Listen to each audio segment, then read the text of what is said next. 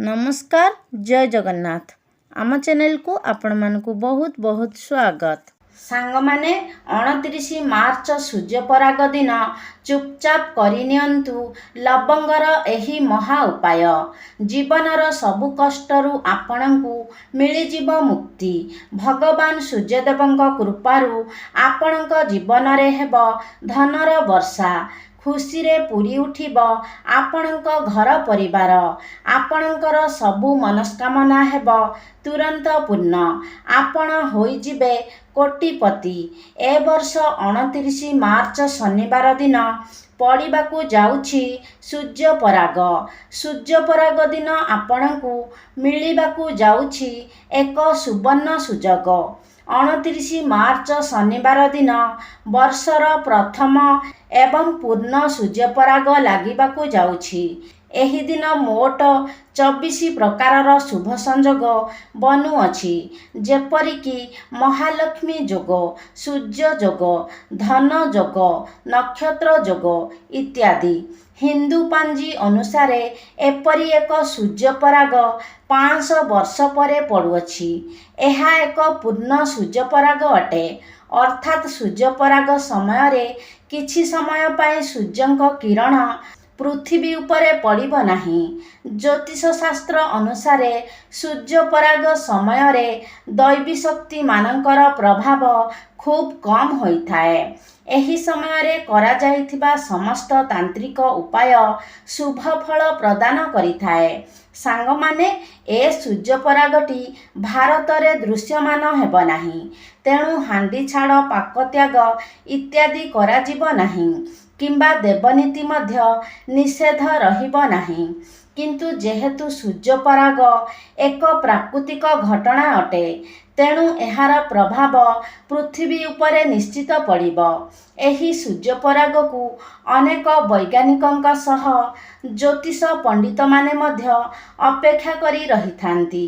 एही सूर्यपराग दिन जदि आपण तंत्रशास्त्र एवं ज्योतिष शास्त्र अनुसार किछि विशेष उपाय करिनेबे, तेबे तार फल आपणंकु निश्चित मिलिब एवं आपणंकु आपणंक जीवन रे समस्त कष्टरू मुक्ति मिलिजिब एवं आपण निज जीवन रे एक सकारात्मक एवं चमत्कारी परिवर्तन अनुभव करिबे।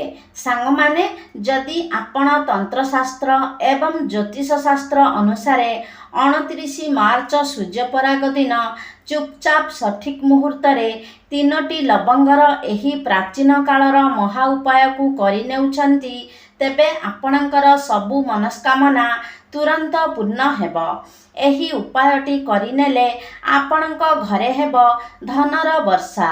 जीवनर सबु कष्टरू आपणंकु मुक्ति मिलिजिब। आपणंकु निज मनपसंदर चाकिरी मिलिजिब एवं बंद पड़िथिबा व्यापार पुणी थरे चालू होइजिब। आपणंक जीवन रे धन आगमनर नुआ नुआ रास्ता सबु खोलिजिब। आपणंक जीवन रे जेउ धन आसीब सेथिरे वृद्धि हेब। आपणंक घरर उन्नति हेब एवं आगकु आसुथिबा समय आपणंकर मंगलमय प्रमाणित हेब।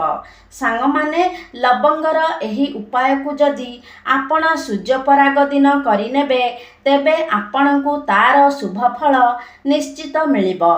कारण सूर्यपराग एवं चंद्रग्रहण दिन करा जाउथिबा समस्त उपाय सफल होइथाए। सांग माने लवंग को अनेक देवादेवी पूजा रे व्यवहार करा जाइथाए। शास्त्र रे कुहा जाइछि कि लवंग रे अनेक दिव्य शक्तिर वास होइथाए। सेथिपाई माँ दुर्गा, माँ लक्ष्मी, विष्णु भगवानंक पूजा रे लवंगर प्रयोग करा जाइथाए। एहा व्यतीत लवंगर अनेक तांत्रिक प्रयोग मध्य करा जाए।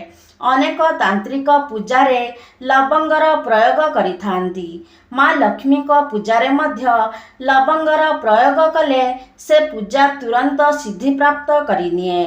जदि आपण एही सूर्यपराग दिन 3टी लवंगर एही प्राचीन कालर एही महा उपाय को करिनेउछंती, ତେବେ ଗୋଟିଏ ଦିନରେ ଏହି ଉପାୟଟି ଆପଣଙ୍କୁ ଆପଣଙ୍କ ଜୀବନର ସମସ୍ତ କଷ୍ଟରୁ ମୁକ୍ତି ମିଳିଯିବ ଏବଂ ଆପଣଙ୍କର ସମସ୍ତ ମନସ୍କାମନା ତୁରନ୍ତ ପୂର୍ଣ୍ଣ ହେବ।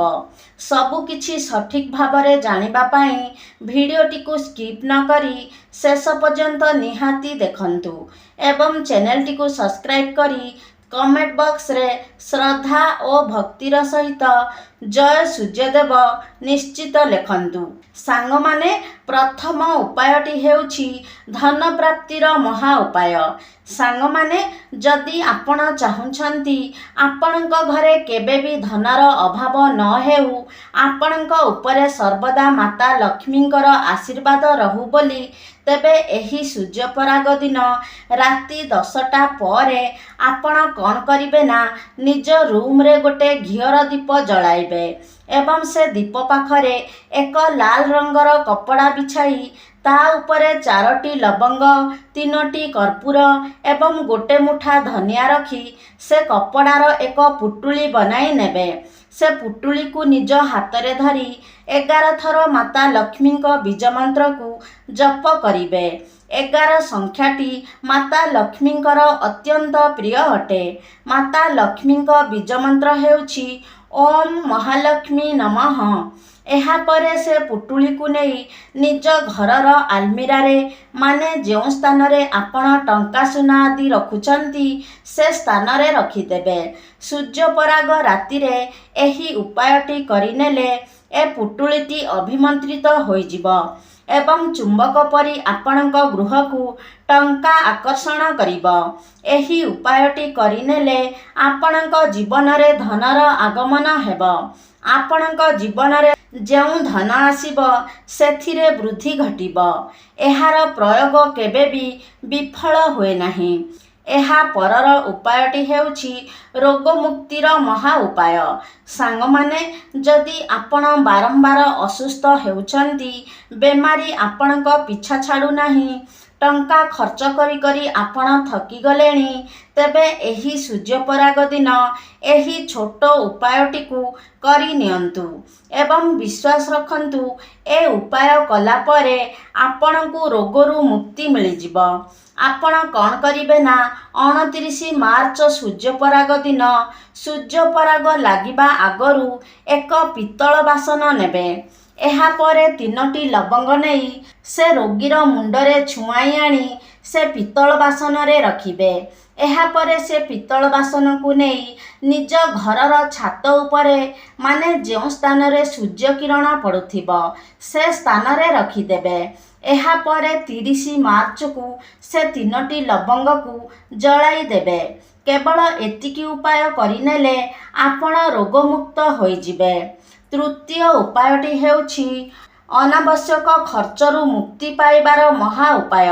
ସାଙ୍ଗମାନେ, ଯଦି ଆପଣଙ୍କ ଜୀବନରେ ଟଙ୍କା ଆସୁଛି କିନ୍ତୁ ରହୁନାହିଁ, ଅନାବଶ୍ୟକ ଖର୍ଚ୍ଚ ଆପଣଙ୍କର ବଢ଼ି ବଢ଼ି ଚାଲିଛି, କିମ୍ବା ଆପଣଙ୍କ ଜୀବନରେ ଧନ ଆସିବା ବନ୍ଦ ହୋଇଯାଇଛି, ଆପଣ ଆର୍ଥିକ ସଙ୍କଟର ସାମ୍ନା କରୁଛନ୍ତି, ଆପଣ କରଜରୁ ମୁକ୍ତି ପାଇପାରୁନାହାନ୍ତି, ତେବେ ବୁଝିଯାଆନ୍ତୁ ଯେ ଆପଣ ନଜର ଦୋଷର ଶିକାର ହୋଇଛନ୍ତି କିମ୍ବା କିଛି ଦୋଷ ଆପଣଙ୍କ କୁଣ୍ଡଳୀରେ ରହିଛି।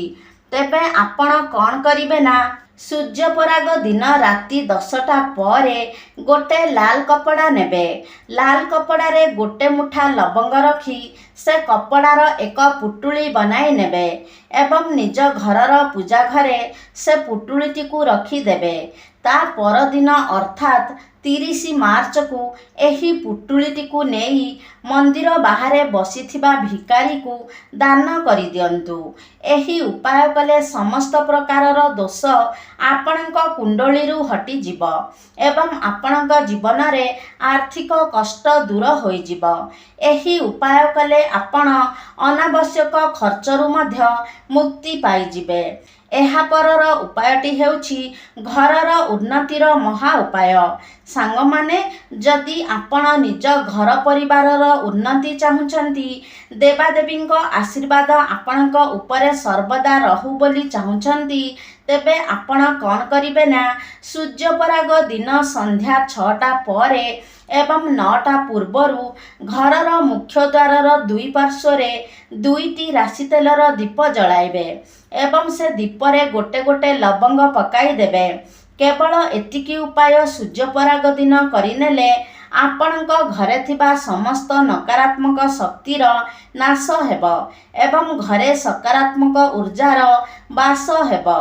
ଯେଉଁ ଘରେ ସକାରାତ୍ମକ ଉର୍ଜାର ବାସ ହୁଏ ସେ ଘର ଉପରେ ସର୍ବଦା ଦେବାଦେବୀଙ୍କର ଆଶୀର୍ବାଦ ରହେ ଏବଂ ସେ ଘରକୁ ଉନ୍ନତି କରିବାରୁ କେହି ବି ଅଟକାଇ ପାରିବେ ନାହିଁ। ତେବେ ସାଙ୍ଗମାନେ, ଆଶା କରୁଛି ଆଜିର ଭିଡ଼ିଓଟି ଆପଣମାନଙ୍କୁ ନିଶ୍ଚିତ ଭାବରେ ଭଲ ଲାଗିଥିବ। ଯଦି ଭଲ ଲାଗିଛି ତାହେଲେ ଲାଇକ୍ କରନ୍ତୁ, ସେୟାର କରନ୍ତୁ। ଆମ ଚ୍ୟାନେଲକୁ ଯଦି ସବସ୍କ୍ରାଇବ୍ କରିନାହାନ୍ତି ତାହେଲେ ସବସ୍କ୍ରାଇବ୍ କରିଦିଅନ୍ତୁ। ସର୍ବେ ଭବନ୍ତୁ ସୁଖିନଃ। ଧନ୍ୟବାଦ।